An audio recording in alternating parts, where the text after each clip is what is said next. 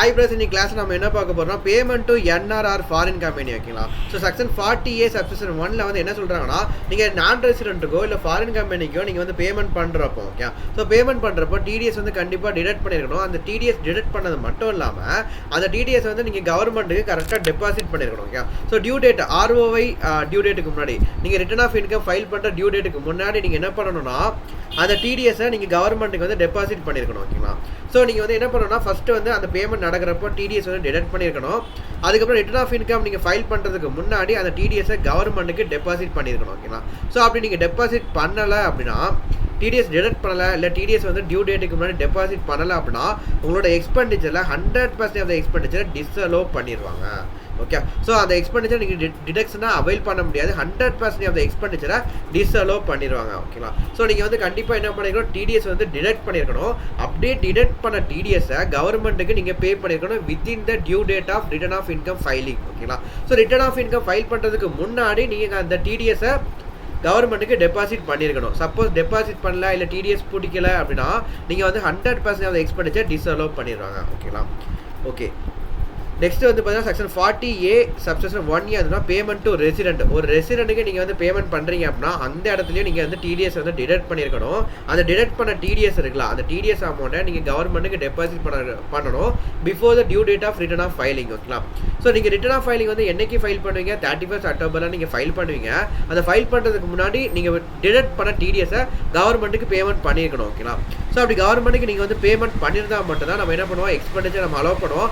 Suppose ரெசிடென்ட்டுக்கு payment பண்ணுறப்போ TDS பிடிக்கல இல்லை டிடிஎஸ் வந்து டெபாசிட் பண்ணல அப்படின்னா உங்களோட எக்ஸ்பெண்டிச்சரில் 30% ஆஃப் எக்ஸ்பெண்டிச்சரை டிஸ்அலோவ் பண்ணிடுவாங்க ஓகேங்களா. ஸோ ரெசிடென்ட்டை பொறுத்த வரைக்கும் ஃபுல் அண்ட் ஃபுல் டிஸ்அலோவ் பண்ண மாட்டாங்க, 30% ஆஃப் த எக்ஸ்பெண்டிச்சர் மட்டும் டிஸ்அலோவ் பண்ணுவாங்க ஓகே.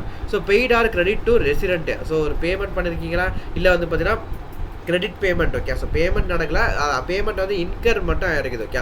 ஸோ அக்ரூவல் பேசிஸ்லையும் நீங்கள் வந்து இந்த இடத்துல பார்க்கணும். ஸோ பேமெண்ட் வந்து பார்த்தீங்கன்னா பேமெண்ட் நடக்கிறப்போ நீங்கள் வந்து என்ன பண்ணணும், டிடிஎஸ் வந்து டிடக்ட் பண்ணியிருக்கணும். அதுக்கப்புறம் ரிட்டர்ன் ஆஃப் இன்கம் ஃபைல் பண்ணுறதுக்கு முன்னாடி டிடிஎஸ் வந்து கவர்மெண்ட்டுக்கு டெபாசிட் பண்ணியிருக்கணும். சப்போஸ் ரெண்டுமே பண்ணலாம் அப்படின்னா 30% ஆஃப் த எக்ஸ்பெண்டிச்சர் வந்து டிஸ்அலோவ் பண்ணிடுவாங்க இந்த கேஸ் ஆஃப் ரெசிடென்ட் ஓகேங்களா. ஸோ ரெசிடென்ட்டுக்கு நீங்கள் பேமெண்ட் பண்ணுறப்போ அந்த டிடிஎஸ் பிடிக்கல இல்லை டெபாசிட் பண்ணலாம் 30% ஆஃப் த எக்ஸ்பெண்டிச்சர் டிஸ்அலோவ் பண்ணிடுவாங்க. அதுவே ஒரு ஃபாரின் கம்பெனி இல்லை என்ஆருக்கு நீங்கள் பேமெண்ட் பண்ணுறப்போ டிடிஎஸ் டிடக்ட் பண்ணல இல்லை டிடிஎஸ் டெபாசிட் பண்ணல அப்படின்னா 100% ஆஃப் த எக்ஸ்பெண்டிச்சர் டிஸ்அலோவ் பண்ணிடுவாங்க ஓகேங்களா. ஓகே, ஸோ இப்போ ஒரு கேஸ் எக்ஸாம்பிள் பாருங்கள், நிதி என்டர்டெயின்மெண்ட் பிரைவேட் லிமிடெட் ஓகேங்களா. ஸோ இந்த கம்பெனி என்ன பண்ணுறாங்கன்னா, சகீரான்னு சொல்லிட்டு ஒருத்தங்க, ஸோ இவங்க வந்து பார்த்தீங்கன்னா என்டர்டெயின்மெண்ட் பிரைவேட் லிமிடெட். இவங்க வந்து ஆக்சுவலாக என்ன பண்ணுறாங்கன்னா ஈவெண்ட் மேனேஜ்மெண்ட் பண்ணுவாங்க. ஸோ ஒரு கான்சர்ட் மியூசிக் கான்சர்ட் மாதிரி ஒன்று வந்து அரேஞ்ச் பண்ணுறாங்க ஓகே. ஸோ ஃபாரின்ல வந்து சகீரான்னு சொல்லிட்டு ஒருத்தங்க, ஸோ அவங்க தான் வந்து மியூசிக் சிங் பண்ணுவாங்க. ஸோ அவங்கள வந்து கூப்பிட்டு நம்ம வந்து சிங்கிங் மியூசிக் கான்சர்ட் நடத்துறதுக்காண்டி ஓகே. ஸோ அந்த ஈவெண்ட் நடத்துறதுக்காண்டி சகிராங்கிற ஒரு மியூசிக் சிங்கரை நம்ம கூடுறோம் ஓகேங்களா. ஸோ அவங்க வந்து ஆக்சுவலாக நான் ரெசிடென்ட் ஃப்ரம் த ஃபாரின் கண்ட்ரிலேருந்து வராங்க. ஸோ அவங்க நான் ரெசிடென்ட் ஓகே. ஸோ அவங்களுக்கு என்ன பண்ணுறோன்னா 31/12/2023 5 லட்ச ரூபா நம்ம வந்து பேமெண்ட் பண்ணியிருக்கோம் ஓகேங்களா. ஸோ 31/12/2023 5 லட்ச ரூபா நம்ம பேமெண்ட் பண்ணியிருக்கோம். ஸோ இது எந்த ஃபினான்ஷியல் இயரில் வருது, 23 to 24ங்கிற ஃபினான்ஷியல் இயரில் ஓகேங்களா. ஸோ 5 லட்ச ரூபா நம்ம அவங்களுக்கு பேமெண்ட் பண்ணியிருக்கிறோம். அந்த பேமெண்ட்டுக்கு டிடிஎஸ் வந்து டிடக்ட் பண்ணலை ஓகேங்களா. ஸோ டிடிஎஸ் வந்து டிடக்ட் பண்ணலை. ஆனால் டிடிஎஸ் வந்து எப்போ டிடக்ட் பண்ணியிருக்காங்கன்னா 15/4/2024 டிடிஎஸ் வந்து டிடக்ட் பண்ணியிருக்காங்க. ஸோ இது டிடக்ட் பண்ண ப்ரீவியஸ் இயர் எப்போ வருது, 24 to 25 வருது ஓகேங்களா. ஓகே, ஆனால் டிடிஎஸ் வந்து டெபாசிட் பண்ணது வந்து எப்போ, டிடிஎஸ் டெபாசிட் பண்ணது வந்து பிஃபோர் த டியூ டேட்டுக்கு முன்னாடி டிடிஎஸ் வந்து டெபாசிட் பண்ணியாச்சு ஓகேங்களா. ஸோ நம்மளோட கண்டிஷன் என்ன அப்படின்னா 2 கண்டிஷனும் சாட்டிஸ்ஃபை இருக்கணும். ஃபர்ஸ்ட் கண்டிஷன் அப்படின்னா டிடிஎஸ் வந்து டிடக்ட் பண்ணியிருக்கணும், இந்த ப்ரீவியஸ் இயரில் டிடக்ட் பண்ணியிருக்கணும். அதுக்கப்புறம் டியூ டேட்டுக்கு முன்னாடி டெபாசிட் பண்ணியிருக்கணும். 2 கண்டிஷனும் சாட்டிஸ்ஃபை ஆனால் மட்டும்தான் 23 to 24 நம்ம எக்ஸ்பெண்டிச்சரை அலோவ் பண்ணுவோம் ஓகேங்களா. சப்போஸ் ஏதாச்சும் ஒரு கண்டிஷன் சாட்டிஸ்ஃபை ஆகலைன்னா கூட நம்ம என்ன பண்ணுவோம்னா டிஸ்அலோவ் பண்ணிடுவோம். ஸோ இப்போ வந்து பார்த்தீங்கன்னா டிடிஎஸ் டிடக்ட் பண்ணது வந்து பார்த்தீங்கன்னா 24 to 25 அடுத்த வருஷம் டிடிஎஸ் டிடக்ட் பண்ணியிருக்காங்க. ஸோ ஃபஸ்ட்டு கண்டிஷன் அப்படின்னா டிடிஎஸ் வந்து டிடக்ட் பண்ணியிருக்கணும் 23 to 24 ஃபினான்ஷியல் இயரில். செகண்ட் கண்டிஷன் அப்படின்னா டிடிஎஸ் வந்து டெபாசிட் பண்ணியிருக்கணும், கவர்மெண்ட்டை டெபாசிட் பண்ணணும் பிஃபோர் த டியூ டேட்.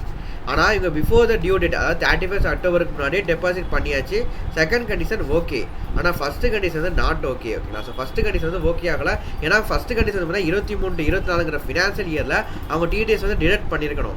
ஆனால் 24-25 ஃபினான்ஷியல் இயர் அதாவது 15/4/2024 தான் அவங்க டிடிஎஸ் டிடக்ட் பண்ணியிருக்காங்க. Okay, so first condition satisfy ஆகலை. ஸோ 23-24 நம்ம வந்து டிடிஎஸ் வந்து பிடிக்கக்கூடாது. இப்போ கொஸ்டின் என்னன்னா, இந்த 5 லட்ச ரூபா வந்து ப்ரீவியஸ் இயர் 23-24 அலோவ் பண்ணுவீங்களா இல்லை 24-25 அலோவ் பண்ணுவீங்களான்னு சொல்லி கேட்டிருக்காங்க. 23-24 அலோவ் பண்ணோன்னா இந்த 2 கண்டிஷனும் சாட்டிஸ்ஃபை ஆகணும். ஸோ ஒரு கண்டிஷன் சாட்டிஸ்ஃபை ஆகலை. ஸோ 23-24 நம்ம அலோவ் பண்ண மாட்டோம். இப்போ 24-25 பாருங்கள். 24-25 பார்க்குறப்போ ஃபஸ்ட்டு கண்டிஷன் பாருங்கள், டிடிஎஸ் வந்து டிடக்ட் பண்ணது 24-25 டிடக்ட் பண்ணியிருக்கணும், டிடக்ட் பண்ணிட்டாங்க.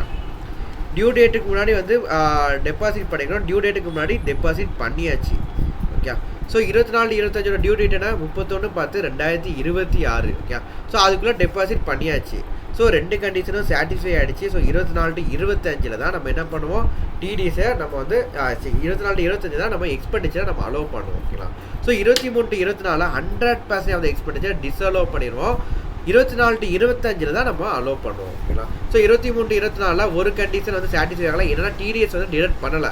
ஸோ 23-24 ஃபுல் அண்ட் ஃபுல் 100% நம்ம டிஸ்அலோவ் பண்ணிடுவோம். ஸோ இப்போ அந்த டிடிஎஸ் வந்து எப்போ டிடக்ட் பண்ணியிருக்காங்கன்னா 24-25 டிடக்ட் பண்ணியாச்சு, அதை டெபாசிட்டும் பண்ணியாச்சு. ஸோ 24-25 2 கண்டிஷனும் சாட்டிஸ்ஃபை ஆகிடுச்சு. ஸோ முன்னாடி டிஸ்அலோவ் பண்ண அந்த 5 லட்ச ரூபாயை 24-25 நம்ம அலோவ் பண்ணிக்கலாம். ஸோ 24-25 தான் நம்ம அந்த எக்ஸ்பெண்டிச்சர் 5 lakhs டிடக்ஷனாக நம்ம அலோவ் பண்ணுவோம். ஓகேங்களா? ஓகே, ஸோ இதுக்கப்புறம் ஒரு கேஸ் சினரியோ இருக்கும். அந்த கேஸ் சினரியோ வந்து ரெசிடென்ட்டுக்கு நீங்கள் பேமெண்ட் பண்ணுறப்போ எந்த மாதிரி டிடக்ஷன் பண்ணுவீங்கன்னு சொல்லிட்டு ஒரு கேஸ் சினரியோ. ஸோ அதை நம்ம பார்க்கலாம். ஓகே, ஹாய் ப்ரோஸ், இப்போ கிளாஸ் நம்ம என்ன பார்க்க போகிறோம், கேஸ் சினரியோ பார்க்க போகிறோம் under section 40A subsection 1A. So இந்த செக்ஷன் நீங்கள் ஆல்ரெடி பார்த்துருப்பீங்க. பேமெண்ட் ரெசிடென்ட்டுக்கு வந்து நம்ம பேமெண்ட் பண்ணுறப்போ டிடிஎஸ் வந்து கண்டிப்பாக டிடக்ட் பண்ணியிருக்கணும். சப்போஸ் டிடிஎஸ் டிடக்ட் பண்ணலை அப்படின்னா 30% ஆஃப் த எக்ஸ்பெண்டிச்சர் நம்ம டிஸ்அலோவ் பண்ணிடுவோம். ஓகேங்களா? ஸோ இந்த கேஸில் வந்து பாருங்கள், SNIA லிமிடெட் என்ன பண்ணுறாங்கன்னா, மிஸ்டர் ஏக்கு வந்து 16/7/2024 ஒரு 5 லட்ச ரூபாய்க்கு ஃபீஸ் வந்து பே பண்ணுறாங்க. ஸோ இந்த ஃபீஸை பே பண்ணுறப்போ டிடிஎஸ் வந்து பிடிச்சிருக்கணும், ஆனால் இவங்க டிடிஎஸ் வந்து டிடக்ட் பண்ணலை. ஓகேங்களா? ஸோ டிடக்ட் பண்ணலாங்கிறப்போ நம்ம என்ன பண்ணுவோம், 30% ஆஃப் த எக்ஸ்பெண்டிச்சரை நம்ம டிஸ்அலோவ் பண்ணிடுவோம். ஸோ 30% கால்குலேட் பண்ணி பார்த்தீங்கன்னா 1.5 லட்ச ரூபா வரும். இதில் ப்ரீவியஸ் இயர் 2024-25 நம்ம டிஸ்அலோவ் பண்ணியிருக்கோம். ஓகேங்களா? ஸோ இப்போ கேஸ் சினரியோக்குள்ளே வாங்க. மிஸ்டர் ஏ வந்து என்ன பண்ணியிருக்காங்கன்னா, இந்த ஃபீஸை 5 லட்ச ரூபா கலெக்ட் பண்ணியிருக்காங்களா, ஸோ இந்த ஃபீஸை இன்கமாக ட்ரீட் பண்ணிட்டாரு. ஸோ இன்கமாக ட்ரீட் பண்ணிட்டாரு. ஸோ அந்த இன்கமுக்கு அவர் டேக்ஸும் பே பண்ணிட்டாரு, ரிட்டர்ன் ஆஃப் இன்கமும் ஃபைல் பண்ணிட்டாரு. ஓகேங்களா? ஸோ ரிட்டர்ன் ஆஃப் இன்கம் வந்து எப்போ ஃபைல் பண்ணியிருக்காருன்னா 29/8/2025 ஃபைல் பண்ணியிருக்காரு. அதாவது ஃபினான்ஷியல் இயர் 25-26 ப்ரீவியஸ் இயரில் ஃபைல் பண்ணியிருக்காரு. ஓகேங்களா? ஸோ இந்த ஃபைல் பண்ண டேட்டை நம்ம என்ன பண்ணோம்னா SNIA limited. So SNIA limited இந்த டிடிஎஸை டிடக்ட் பண்ணியாச்சு, கவர்மெண்ட்டுக்கு பே பண்ணியாச்சுன்னு சொல்லி இந்த டேட்டை நம்ம அசியூம் பண்ணிக்கிறோம். ஓகே, ஸோ இந்த டேட்டை நம்ம டிடிஎஸ் டிடக்ட் பண்ணுறதா அசியூம் பண்ணிக்குவோம்.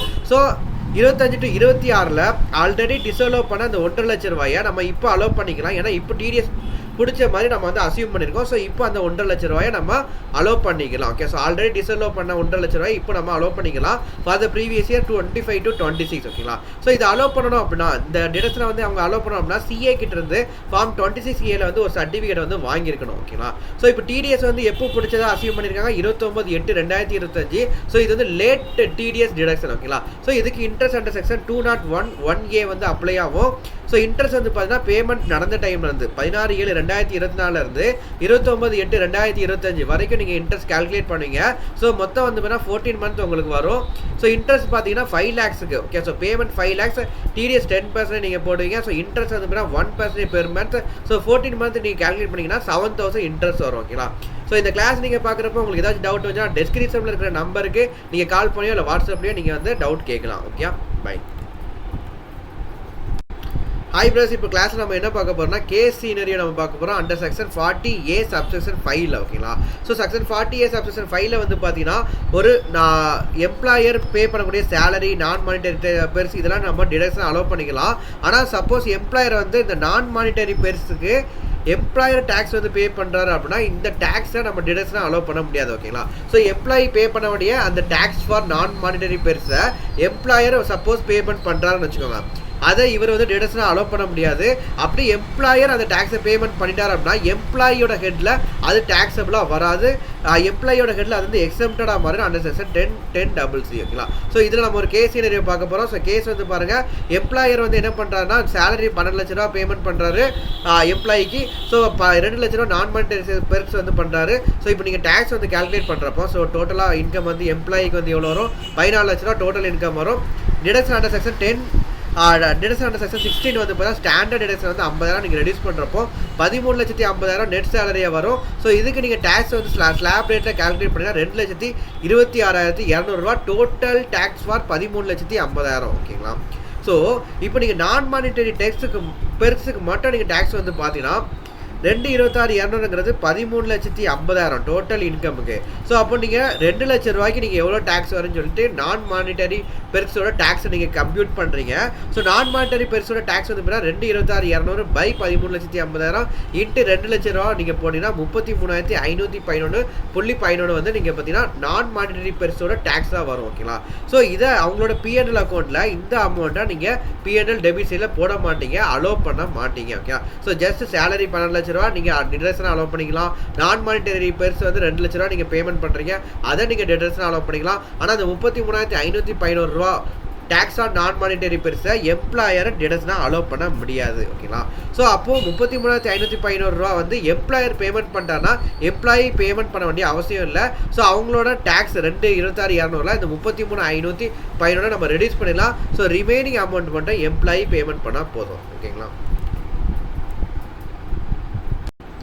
ஹாய் பிரஸ், இப்போ கிளாஸில் நம்ம என்ன பார்க்க போகிறோம்? செக்ஷன் 40A சப்செக்ஷன் 3 நம்ம பார்க்க போகிறோம். ஸோ இதில் வந்து ஆக்சுவலாக என்னன்னா, நீங்கள் வந்து எக்ஸ்பெண்டிச்சர் பே பண்ணுறப்போ சிங்கிள் பெர்சன் வந்து 10,000க்கு மேலே பேமெண்ட் பண்ணுறீங்க. ஸோ ஏதாச்சும் ஒரு பிஸ்னஸ் எக்ஸ்பெண்டிச்சர் பண்ணுறீங்க, அந்த எக்ஸ்பெண்டிச்சர் வந்து சிங்கிள் பெர்சனில் நீங்கள் 10,000க்கு மேலே நீங்கள் பேமெண்ட் பண்ணுறீங்கன்னா கண்டிப்பாக நீங்கள் வந்து அக்கௌண்ட் பே செக் இல்லை அக்கௌண்ட் பே டிமாண்ட் டிராஃப்ட் இல்லை இசிஎஸ் மூலமாக இல்லை பேங்க் ட்ரான்ஸ்ஃபர் மூலமாக நீங்கள் வந்து பண்ணணும். இந்த இடத்துல கிராஸ்ட் பே செக் வந்து நாட் அலோட். ஓகேங்களா. ஸோ எல்லா இடத்துலையும் பேங்க் ட்ரான்ஸ்ஃபர் சொல்லி வந்தாலே அக்கௌண்ட் பே செக் இல்லை அக்கௌண்ட் பே டிமாண்ட் டிராஃப்ட் இல்லை இசிஎஸ் மூலமாக இல்லை பேங்க் மூலமாக ஆன்லைன் பேமெண்ட் மூலமாக பண்ணால் மட்டும் தான் நம்ம அலோவ் பண்ணுவோமே தவிர கிராஸ்ட் பே செக் மூலமாக பண்ணுறீங்க இல்லை கேஷ் மூலமாக பண்ணுறீங்கன்னா அதை அலோவ் பண்ண மாட்டோம் greater than 10,000. ஓகேங்களா.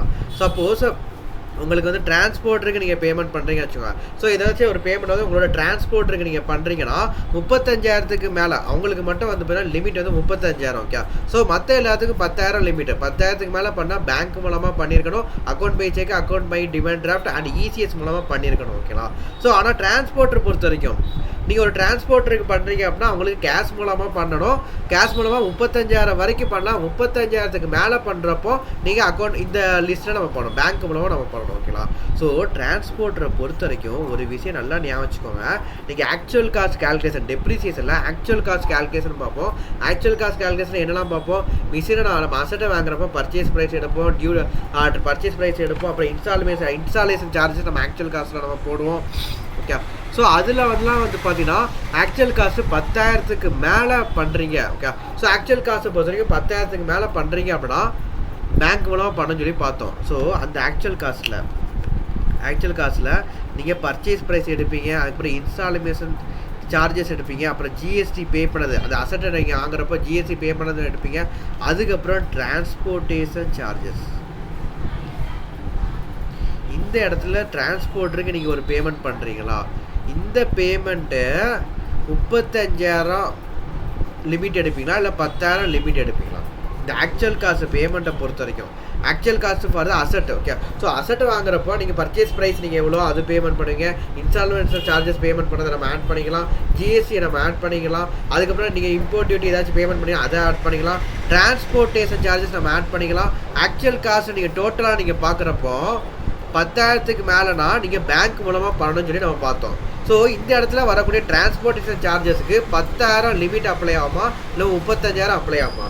35,000 இந்த இடத்துல அப்ளை ஆகாது, 10,000 தான் அப்ளை ஆகும். ஓகேங்களா. ஸோ ஆக்சுவல் காஸ்ட் அந்த கேஸை பொறுத்த வரைக்கும் நீங்கள் டிரான்ஸ்போர்ட்டருக்கு நீங்கள் பேமெண்ட் பண்ணுறீங்கன்னா 10,000க்கு மேலே கண்டிப்பாக நீங்கள் பேங்க் மூலமாக பேமெண்ட் பண்ணியிருக்கணும். ஓகே. ஸோ இந்த இடத்துல 35,000 லிமிட் வந்து அப்ளை ஆகாது. ஓகே. ஸோ 35,000 லிமிட் வந்து நார்மலாக நீங்கள் டிரான்ஸ்போர்ட்டருக்கு நீங்கள் பேமெண்ட் பண்ணுறீங்கன்னா 35,000க்கு மேலே பேங்க் மூலமாக பேமெண்ட் பண்ணணும். ஓகே, ஸோ இந்த இடத்துல ஆக்சுவல் காஸ்ட் கேல்குலேஷனை பொறுத்த வரைக்கும் இந்த 35,000 வந்து அப்ளை ஆகாது. ஆக்சுவல் காஸ்ட்டை பொறுத்த வரைக்கும் நீங்கள் 10,000 லிமிட் தான் அப்ளை ஆகும். ஓகேங்களா, சப்போஸ் வந்து ஆக்சுவல் காஸ்ட் வந்து நீங்கள் வந்து ஒரு அசட்டை நீங்கள் வாங்குறதுக்கு 30,000 நீங்கள் டிரான்ஸ்போர்ட்டிங் சார்ஜஸ் பேமெண்ட் பண்ணியிருக்கீங்கன்னா அந்த 30,000 கண்டிப்பாக பேங்க் மூலமாக பண்ணிக்கணும். ஓகேங்களா, ஸோ சப்போஸ் வந்து என்னன்னு சொல்கிறாங்கன்னா நீங்கள் அசட்டை பர்ச்சேஸ் பண்ணுறதுக்கு டிரான்ஸ்போர்ட்டேஜ் சார்ஜஸ் வந்து பண்ணியிருக்காங்க. அது வந்து சப்போஸ் ஒரு 30,000 பண்ணியிருக்காங்கன்னு வச்சுக்கோங்க. ஸோ 30,000ங்கிறது லெஸ் தென் 35,000. ஸோ இதுக்கு வந்து நம்ம கேஷ் மூலமாக பணம் எடுத்துக்கலாம்னு சொல்லி நம்ம எடுக்கக்கூடாது. 30,000ங்கிறது இங்கே ஆக்சுவல் காஸ்ட். ஓகே, ஸோ அசட்டை பர்ச்சேஸ் பண்ணுறது. ஸோ இது வந்து ஆக்சுவல் காஸ்ட் லிஸ்ட்டில் வரக்கூடியது. ஸோ இந்த டிரான்ஸ்போர்ட்டேஷன் சார்ஜஸ் வந்து கிரேட்டர் தேன் 10,000 பண்ணியிருக்காங்க அப்படின்னா 10,000க்கு மேலே பண்ணுறாங்க அப்படின்னா கண்டிப்பாக பேங்க் மூலமாக பண்ணியிருக்கணும். ஓகேங்களா, ஸோ இந்த இடத்துல 35,000 லிமிட் அப்ளை பண்ணக்கூடாது, 10,000 லிமிட் அப்ளை பண்ணணும். ஸோ 30,000 இது வந்து கேஷ் மூலமாக பண்ணியிருக்காங்க அப்படின்னா இது வந்து டிஸ்அலோட் பண்ணிடுவோம். ஓகே, ஸோ அலோவ் பண்ண மாட்டோம். கண்டிப்பாக என்ன பண்ணணும்னா 10,000க்கு மேலே பண்ணுறாங்க. ஆக்சுவல் காஸ்ட்டை பொறுத்த வரைக்கும் டிரான்ஸ்போர்ட்டேஷன் சார்ஜஸை 10,000க்கு மேலே பண்ணுறாங்க அப்படின்னா கண்டிப்பாக பேங்க் மூலமாக பண்ணால் மட்டும் தான் நம்ம அலோவ் பண்ணுவோம். சப்போஸ் சம்மில் வந்து என்ன சொல்லுவாங்கன்னா அசட் பர்ச்சேஸ் பண்ணுறப்போ ஒரு டிரான்ஸ்போர்ட்டேஷன் சார்ஜஸ் வந்து பேமெண்ட் பண்ணியிருப்பாங்க, 30,000 பண்ணியிருக்கிறாங்க, கேஷ் மூலமாக பண்ணியிருக்காங்கன்னு சொல்லி கொடுத்துருப்பாங்க. ஓகே, ஸோ கேஷ் மூலமாக பண்ணியிருக்காங்க அப்படின்னா இந்த இடத்துல 10,000 லிமிட் நம்ம பார்க்கணும். 10,000க்கு மேலே பண்ணுறப்போ பேங்க் மூலமாக தான் கண்டிப்பாக பண்ணியிருக்கணும். ஓகேங்களா, ஸோ ஆனால் இவங்க கேஷ் மூலமாக பண்ணியிருக்காங்க. ஸோ இது வந்து டிஸ்அலோடு. இந்த இடத்துல நீங்கள் 35,000 லிமிட்டை பார்த்துடக்கூடாது. ஓகே, ஸோ அதான் கொடுத்துருக்காங்க. எக்ஸ்பெண்டிச்சர் வந்து சிங்கிள் டே சிங்கிள் பர்சனுக்கு நீங்கள் 10,000க்கு மேலே பேமெண்ட் பண்ணுறீங்கன்னா பேங்க் மூலமாக பண்ணணும். அக்கௌண்ட் பே செக், அக்கௌண்ட் பே டிமாண்ட் டிராஃப்ட், இல்லை இசிஎஸ் மூலமாக இல்லை பேங்க் ட்ரான்ஸ்ஃபர் மூலமாக தான் நீங்கள் பண்ணணும். கிராஸ் பே செக்கோ இல்லை கேஷோ நாட் அலோட். ஓகேங்களா, ஸோ அதுக்கப்புறம் டிரான்ஸ்போர்ட்டரை பொறுத்த வரைக்கும் ஆக்சுவல் காஸ்ட் கேஸ் கிடையாது. அதர் கேஸில் டிரான்ஸ்போர்ட் இருக்குது. நீங்கள் 35,000க்கு வரைக்கும் உங்களுக்கு லிமிட் இருக்குது. 35,000 வரைக்கும் நீங்கள் கேஷ் பேமெண்ட் பண்ணிக்கலாம். அதுக்கு மேலே நீங்கள் பேங்க் மூலமாக தான் நீங்கள் பண்ணணும். ஓகேங்களா, okay, so limit for revenue expenditure. Okay, so சிம்பிளாக ரெவென்யூ எக்ஸ்பெண்டிச்சர் சொல்லிடலாம். இதே capital expenditure actual cost case வந்து வரும். ஓகே, ஸோ ஒரு அசட்டை நீங்கள் பர்ச்சேஸ் பண்ணுறீங்க இல்லை ஒரு கேபிட்டல் எக்ஸ்பெண்டிச்சர் பண்ணுறீங்கன்னா அது ரிலேட்டடாக வரக்கூடிய டிரான்ஸ்போர்ட்டேஷன் சார்ஜஸ்க்கு வந்து 10,000 லிமிட். ஓகேங்களா, அதுவே ரெவென்யூ எக்ஸ்பெண்டிச்சர் நார்மலாக பண்ணக்கூடிய ரெவென்யூ எக்ஸ்பெண்டிச்சருக்குள்ள டிரான்ஸ்போர்ட்டேஷன் சார்ஜஸ் வந்து 35,000 limit. Okay, so transportation charges பொறுக்கும் ரெண்டாக பிரிங்க. ஃபஸ்ட்டு வந்து கேபிட்டல் எக்ஸ்பெண்டிச்சர், இது வந்து ஆக்சுவல் காஸ்ட் லிஸ்ட்டை சேர்ந்தது. ரெவென்யூ எக்ஸ்பெண்டிச்சர் இது நார்மல். ஓகேங்களா, ஸோ ஆக்சுவல் காஸ்ட் லிஸ்ட்டை பொறுத்த வரைக்கும் கிரேட்டர் தேன் 10,000 நம்ம பார்க்கணும். ரெவென்யூ எக்ஸ்பெண்டிச்சர் பொறுத்த வரைக்கும் கிரேட்டர் தேன் 35,000 வந்து நம்ம பார்க்கணும். So for transportation charges. Okay, so exceptional case. ஓகேங்களா, ஸோ எக்ஸப்ஷனல் கேஸ் வந்து பார்த்தீங்கன்னா நீங்கள் சப்போஸ் நீங்கள் பேங்க்குக்கே நீங்கள் பேமெண்ட் பண்ணுறீங்க, ஆர்பிஐக்கு பேமெண்ட் பண்ணுறீங்க, இல்லை எல்ஐசிக்கு வந்து பேமெண்ட் பண்ணுறீங்க, இல்லை பேங்க்குக்கு இல்லை கவர்மெண்ட்டுக்கு பேமெண்ட் பண்ணுறீங்கன்னா 10,000க்கு மேலே நீங்கள் கேஷ் மூலமாக பண்ணிக்கலாம், பிரச்சனையே கிடையாது. ஓகேங்களா, ஸோ அந்த இடத்துல நீங்கள் டிடக்ஷன் வந்து அலோவ் பண்ணிக்கலாம். ஸோ இந்த செக்ஷன் வந்து இங்கே வந்து அப்ளை ஆகாது. ஸோ இதோட எக்ஸப்ஷனல் கேஸ் வந்து பாருங்கள். ஸோ நீங்கள் வந்து பேமெண்ட் 10,000க்கு மேலே யாருக்கெல்லாம் பண்ணலாம்னா ஆர்பிஐ ரிசர்வ் பேங்க் ஆஃப் இந்தியாவுக்கு பண்ணலாம், எல்ஐசிக்கு லைஃப் இன்சூரன்ஸ் கார்பரேஷன் எல்ஐசிக்கு பண்ணலாம், பேங்க்குக்கு பண்ணலாம், கவர்மெண்ட்டுக்கு வந்து பண்ணுறது கேஷ் மூலமாக பண்ணிக்கலாம், ப்ராப்ளமே கிடையாது, டிடக்ஷன் அலோவ் பண்ணிக்கலாம். ஓகேங்களா, ஸோ அதுக்கப்புறம் பேமெண்ட்டை பை புக் என்ட்ரி, அதாவது ஸ்கொயர் ஆஃப் பண்ணுவாங்க. ஒன்றுமே இல்லை, ஸ்கொயர் ஆஃப்னா என்னன்னா இப்போது நீங்கள் எஸ்என்சிஐ லிமிடெட் குயின். ஓகே, ஸோ 2 பேர் இருக்கிறாங்க. ஸோ இப்போ குயினுக்கு நீங்கள் ஆல்ரெடி 4 லட்ச ரூபா நீங்கள் பேமெண்ட் பண்ண வேண்டிய இருக்குது. ஓகே, ஸோ குயினுக்கு ஆல்ரெடி 4 லட்ச ரூபா பேமெண்ட் பண்ண வேண்டிய இருக்குது. ஸோ இல்லை, குயின் வந்து நமக்கு வந்து 4 லட்ச ரூபா பேமெண்ட் பண்ண வேண்டியிருக்கு, நம்ம குயினுக்கு வந்து 5 லட்ச ரூபா பேமெண்ட் பண்ண வேண்டியிருக்குது. ஓகேங்களா, ஸோ அப்படிங்கிறப்போ நமக்கு வந்து 4 லட்ச ரூபா வரணும். ஓகே, ஸோ நமக்கு வந்து 4 லட்ச ரூபா அவங்ககிட்டருந்து வரணும், நம்ம அவங்களுக்கு 5 லட்ச ரூபா கொடுக்கணும். அப்படிங்கிறப்போ நெட்டாக வந்து பார்த்தீங்கன்னா அவங்ககிட்டருந்து 4 லட்ச ரூபா வரணும். ஓகே, ஸோ அவங்ககிட்ட 4 லட்ச ரூபா நமக்கு வரணும், நம்ம வந்து அவங்களுக்கு 5 லட்ச ரூபா நம்ம கொடுக்கணும். ஸோ நெட்டாக வந்து பார்த்தீங்கன்னா 1 லட்ச ரூபா நம்ம அவங்களுக்கு கொடுக்க வேண்டிய இருக்குது. ஓகே, ஸோ அவங்ககிட்ட 4 லட்ச ரூபா நமக்கு வரணும், நம்ம 5 லட்ச ரூபா நம்ம அவங்களுக்கு கொடுக்க வேண்டிய இருக்குது. ஸோ நெட்டாக வந்து பார்த்தீங்கன்னா கிரெடிட்டார் லிஸ்ட்டில் குயின் சொல்லிட்டு நீங்கள் 1 லட்ச ரூபா நீங்கள் வந்து போடுவீங்க. ஓகே, ஸோ ஸ்கொயர் ஆஃப் பண்ணுறீங்க. ஸோ இந்த ஸ்கொயர் ஆஃப் பண்ணுறப்போ இந்த 4 லட்ச ரூபா என்ன ஆகுது, ஸ்கொயர் ஆஃப் ஆயிடுது. இந்த 4 லட்ச ரூபா என்னது அவங்கள்ட்ட வர வேண்டிய இருக்குது. ஓகேங்களா, ஸோ அது 4 லட்ச ரூபா அவங்ககிட்ட வர வேண்டிய இருக்குது. ஸோ இந்த வர வேண்டிய அமௌண்ட்டை நீங்கள் என்ன பண்ணுறீங்க, ஸோ இந்த மாதிரி நீங்கள் ஸ்கொயர் ஆஃப் பண்ணுறப்போ 4 லட்ச ரூபா இங்கே பேமெண்ட் ஆகிருக்கு. ஓகே, ஸோ அவங்ககிட்ட 4 லட்ச ரூபா வரணும், நம்மகிட்ட 5 லட்ச ரூபா நம்ம போகணும். ஓகேங்களா, ஸோ இப்போ அந்த 5 லட்ச ரூபா நம்ம பேமெண்ட் பண்ண வேண்டியிருக்குதுல, இதில் 4 லட்ச ரூபா நம்ம ரெடியூஸ் பண்ணியாச்சு, ஸ்கொயர் ஆஃப் பண்ணியாச்சு. புரியுதா? ஸோ குயினுக்கு வந்து பார்த்தீங்கன்னா நம்ம 5 லட்ச ரூபா பேமெண்ட் பண்ண வேண்டியது, அவங்ககிட்ட இருந்து நமக்கு 4 லட்ச ரூபா வர வேண்டியது இருக்குது. ஸோ இந்த 5 லட்ச ரூபா பேமெண்ட்டில் 4 லட்ச ரூபா என்ன பண்ணுறோம், ஸ்கொயர் ஆஃப் பண்ணிட்டு பேமெண்ட் பண்ணியாச்சுன்னு சொல்லி எடுத்தோம். ஸோ ரிமைனிங் 1 லட்ச ரூபா மட்டும் நம்ம குயினுக்கு பே பண்ணால் போதும். ஸோ இந்த 4 லட்ச ரூபா பேமெண்ட் பண்ணியிருக்கோம்ல, இதை ஸ்கொயர் ஆஃப் பண்ணியிருக்கோம். ஓகே, ஸோ அவங்ககிட்ட இருந்து வரக்கூடிய 4 லட்ச ரூபா நம்ம ஸ்கொயர் ஆஃப் பண்ணியிருக்கோம். ஸோ இது வந்து பேங்க் மூலமாக பண்ணணுங்கிற அவசியம் கிடையாது, இது ஜஸ்ட் நம்ம ஸ்கொயர் ஆஃப் பண்ணியிருக்கோம். ஓகேங்களா? ஸோ இது வந்து ஒரு எக்ஸெப்ஷனல் கேஸு. இந்த மாதிரி ஸ்கொயர் ஆஃப் பண்ணுறப்போ கண்டிப்பாக பேங்க் மூலமாக பண்ணணுங்கிறது கிடையாது, அவங்ககிட்ட வர வேண்டியதை நம்ம ஸ்கொயர் ஆஃப் பண்ணியிருக்கோம். ஓகேங்களா? ஸோ அவங்ககிட்ட ஒரு 4 லட்ச ரூபா வர வேண்டியிருக்குது, அதை நம்ம ஸ்கொயர் ஆஃப் பண்ணியிருக்கிறோம். ஸோ இந்த ஸ்கொயர் ஆஃப் பண்ணதை நம்ம டிடக்ஷனாக அலோவ் பண்ணிக்கலாம், பிரச்சனையே கிடையாது. இந்த இடத்துல பேங்க் மூலமாக ட்ரான்ஸ்ஃபர் பண்ணியிருக்கணும்னு சொல்லிட்டு நம்ம சொல்லக்கூடாது. ஓகே, ஸோ இந்த இடத்துல பேங்க் ட்ரான்ஸ்ஃபர் வந்து அவசியம் கிடையாது. இந்த 4 லட்ச ரூபா ஸ்கொயர் ஆஃப் பண்ணதை நம்ம டிடக்ஷனாக அலோவ் பண்ணிக்கலாம். ஓகேங்களா? ஓகே, ஸோ இது வந்து கிரேட்டர் தான் 10,000 தான், இது பேங்க் மூலமாக பண்ணணுங்கிற அவசியம் இல்லை, ஸ்கொயர் ஆஃப் பண்ணியிருக்கிறாங்க. ஸோ இது நம்ம டிடக்ஷனாக அலோவ் பண்ணிக்கலாம். ஓகேங்களா? அதுக்கப்புறம் payment to producer of agriculture product. Okay, so agriculture produce பண்ணுறவங்க, மீட் ப்ராடக்ட் பண்ணுறவங்க, பவுல்ட்ரி, ஃபிஷ்ஷு, மீட்டு, அனிமல்ஸ். ஓகேங்களா? So animals, meat product, poultry, so இதெல்லாம் ப்ரொடியூஸ் பண்ணுறவங்க இருக்காங்களா, அவங்களுக்கு நம்ம பேமெண்ட் வந்து கேஷாக எவ்வளோ வேணால் பண்ணிக்கலாம், அதுக்கு வந்து லிமிட் கிடையாது. ஓகேங்களா? அதுக்கப்புறம் ரிட்டையர்மெண்ட் பெனிஃபிட், எம்ப்ளாய்க்கு கொடுக்கக்கூடிய ரிட்டையர்மெண்ட் பெனிஃபிட் இருக்குங்களா, ஸோ அந்த ரிட்டையர்மெண்ட் விஆர்எஸ் ஸ்கீமில் நம்ம கொடுக்குறது, ரிட்டையர்மெண்ட் பெனிஃபிட்டில் கொடுக்குறது, அதுக்கு லிமிட் வந்து 10,000 கிடையாது, 50,000 வரைக்கும் கேஷ் மூலமாக பண்ணிக்கலாம். ஓகே, ஸோ 50,000க்கு மேலே வந்து நம்ம பேங்க் மூலமாக பண்ணணும், 50,000 வரைக்கும் நம்ம கேஷ் மூலமாக பண்ணிக்கலாம். ஓகே ஓகே ஸோ இன்னொரு முக்கியமான ஒரு விஷயம், சேலரி பெய்டு டு எம்ப்ளாயி நீங்கள் ஒரு சேலரி வந்து பே பண்ணுறாங்க, அந்த எம்ப்ளாயி வந்து என்ன பண்ணுறாரு, ஒரு 15 டேஸுக்கு மேலே நம்ம வேறு இடத்துக்கு அவரை ஜாபுக்கு வந்து அனுப்பியிருக்கோம். ஓகேங்களா? ஸோ ஃபார் எக்ஸாம்பிள் வந்து பார்த்தீங்கன்னா எம்ப்ளாயி வந்து இப்போ சென்னையில் இருக்கார், சென்னையில் வந்து ஒரு ஒர்க் பண்ணிட்டு இருக்காரு. ஸோ இப்போ என்ன பண்ணுறோன்னா இவரை வந்து ரிமோட் ஏரியாவுக்கு நம்ம அனுப்புகிறோம், ரிமோட் ஏரியாவுக்கு நம்ம ஜாபுக்கு அனுப்புவோம். அந்த ஏரியாவில் 15 டேஸுக்கு மேலே வந்து அவர் ஒர்க் பண்ணுறாரு. ஓகே, திடீர்னு அவர் என்ன பண்ணுறோன்னா அவரை ஷிஃப்டிங் பண்ணுறோம், ரிமோட் ஏரியாவில் ஒர்க் பண்ணுறதுக்கு நம்ம வந்து ஷிஃப்டிங் பண்ணுறோம். அங்கே 15 டேஸ் மேலே அவர் ஒர்க் பண்ணுறாரு. ஸோ அந்த ரிமோட் ஏரியாவில் பேங்கிங் ஃபெசிலிட்டி